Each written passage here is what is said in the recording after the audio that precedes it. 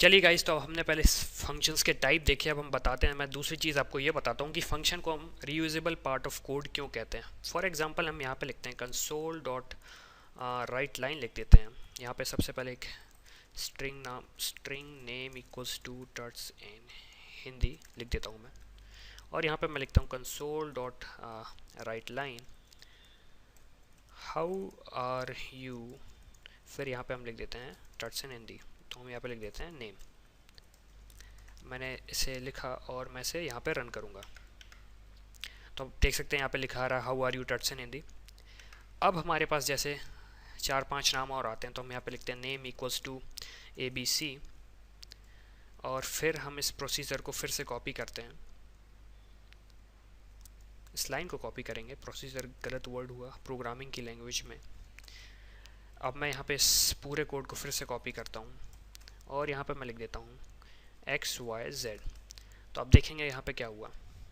हमारे 3 नाम लिखे, सॉरी 3 बार लिखा है हाउ आर यू टर्ट्स in Hindi, how are you ABC and how are you XYZ। आप देख सकते हैं हम ये जो हमारा कोड है हम इसे बार बार यूज़ कर रहे हैं, हम इसे बार बार कॉपी पेस्ट कर रहे हैं। अब इमेजिन करिए आपको अगर 100 या फिर 150 या फिर 200 तरीके से ऐसे करना पड़े तो आप कैसे करेंगे, तो आपके लिए बहुत सारी प्रॉब्लम आ जाएगी। तो अब हम इसे यूज़ करते हैं फंक्शन के यूज़ से।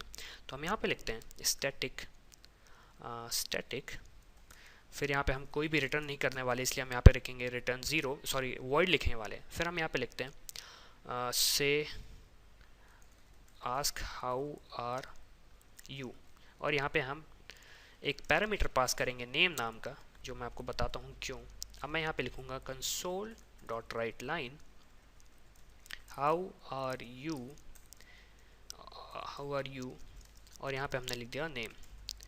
आप इससे कंफ्यूज ना हो तो मैं इसे नेम लिख देता हूँ फंक्शन,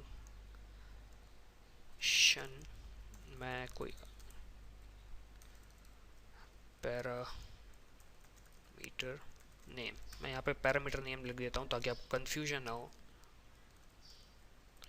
हमने यहाँ पे लिख दिया पैरामीटर नेम। अब हम यहाँ पे ये कर सकते हैं, जैसे ही हमने यहाँ पे लिखा तो हम इन सारी लाइंस को यहाँ पे कमेंट कर देते हैं। अब मैं यहाँ पे आता हूँ, अब मैं यहाँ पे लिखता हूँ आस्क, फंक्शन का नाम लिखते हैं आस्क हाउ आर यू। यहाँ पे मैं लिखता हूँ टर्ट्स इन हिंदी, मैंने यहाँ पे एक बार लिखा सिर्फ टर्ट्स इन हिंदी। फिर मैं यहाँ पे फिर से लिखता हूँ ask how are you ABC। फिर मैं यहाँ पे लिखता हूँ आस्क हाउ आर यू, यहाँ पे हम लिखते हैं XYZ। अब मैं इसे सेव करता हूँ और मैं इसे वापस रन करता हूँ, तो आप देख सकते हैं डिफरेंस कोई भी नहीं है। डिफरेंस आउटपुट में नहीं है, डिफरेंस हमारे कोडिंग में है। डिफरेंस इसलिए है कि मैं आपको बताऊँ, एक सेकेंड। आप देखिए हमने यहाँ पे ये यूज़ किया, हमने यहाँ पे यूज़ किया था फंक्शन यूज़ किया। तो आप देख सकते हैं हमने यहाँ पे लिखा आस्क हाउ आर यू, हमने यहाँ पे पैरामीटर नाम पास किया, हमने जैसे स्ट्रिंग वैल्यू पास करी तो हमने यहाँ पे पैरामीटर नेम किया और पैरामीटर नेम को ऐड कर दिया। तो आप देख सकते हैं यहाँ पे लिखा हाउ आर यू टर्ट्स इन हिंदी ABC और XYZ। तो आप देख सकते हैं हमने सिर्फ एक बार लिखा कंसोल डॉट राइट लाइन, लेकिन हमने इसे 3 बार अलग अलग तरीके से यूज़ कर दिया। तो ये हमारा पार्ट हुआ फंक्शन रीयूजेबिलिटी का। चलिए गाइस, तो हम जान चुके हैं फंक्शन किस प्रकार के होते हैं और किस तरीके से हम फंक्शन की रीयूजेबिलिटी करते हैं। तो अब हम जानते हैं फंक्शन का रिटर्न टाइप।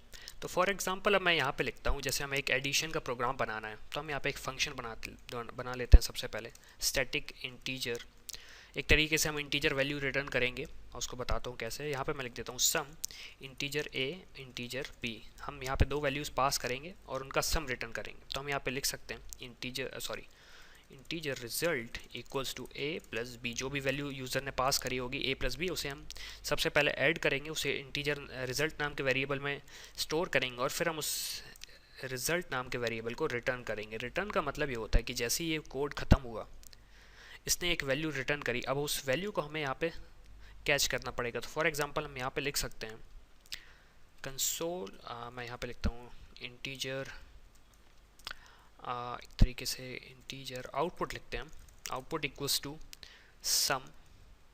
हमने यहाँ पे सम दिया 5 और हमने यहाँ पे पास किया 6। तो यहाँ पे होगा ये कि सबसे पहले ये सम नाम का फंक्शन पे जाएगा, इंटीजर A हमारी वैल्यू 5 हो जाएगी, 6 हमारे B में स्टोर हो जाएगा। तो मैं यहाँ पे कमेंट कर देता हूँ कैसे। तो यहाँ पे ये कुछ ऐसा होगा 5 और 6, ये कुछ ऐसा दिखेगा। यहाँ पे इंटीजर ए और बी देना ज़रूरी है। अब जैसे ही हमने यहाँ पे ऐसे ऐड किया, फिर हमने रिटर्न किया रिज़ल्ट, तो यहाँ पे एक वैल्यू रिटर्न होके आएगी जो कि ये रिटर्न करेगा। फिर हमें इसे स्टोर करना पड़ेगा एक इंटीजर नाम के इंटीजर के अंदर, क्योंकि वैल्यू रिटर्न हो रही है इंटीजर। अब हम उस वैल्यू को कैसे भी यूज़ कर सकते हैं, तो हम यहाँ पे लिख सकते हैं जैसे console.writeLine 5 + 6 = हम यहाँ पे लिख सकते हैं 0, और यहाँ पे हमने दिया आउटपुट। अब मैं इसे रन करूँगा तो कोई भी डिफरेंस नहीं आने वाला, हमें 5 और 6 का एडिशन आ जाएगा। लेकिन आप देख सकते हैं यहाँ पे यूज़ क्या हो रहा है। यहाँ पे जैसे आया इंटीजर आउटपुट सबसे पहले मैं इसे बताता हूँ कोड रन कैसे हुआ। सबसे पहले हमारा जो कोड है, प्रोग्राम है, वो यहाँ पे आया। उसने देखा सम 5 और 6, तो वो हमारे यहाँ पे आया स्टैटिक इंटीजर सम पे। इंटीजर ए को इसने असाइन किया 5 वैल्यू, इंटीजर बी को असाइन किया उसने 6 वैल्यू। फिर ये अंदर आया फंक्शन की बॉडी के अंदर, उसने एक इंटीजर रिजल्ट नाम का वेरिएबल डिक्लेयर किया। उसने ऐड किया a + b को, तो जिसकी a की वैल्यू थी 5, b की वैल्यू थी 6, तो उसे ऐड किया, वैल्यू हुई 11, स्टोर हुई रिजल्ट नाम के वेरिएबल में। फिर उसने रिटर्न किया रिजल्ट नाम के वेरिएबल को। तो जैसे ही वो रिटर्न हुआ तो स्टोर कर दिया हमने से आउटपुट नाम के वेरिएबल को, और फिर हमने से आउटपुट दिखा दिया।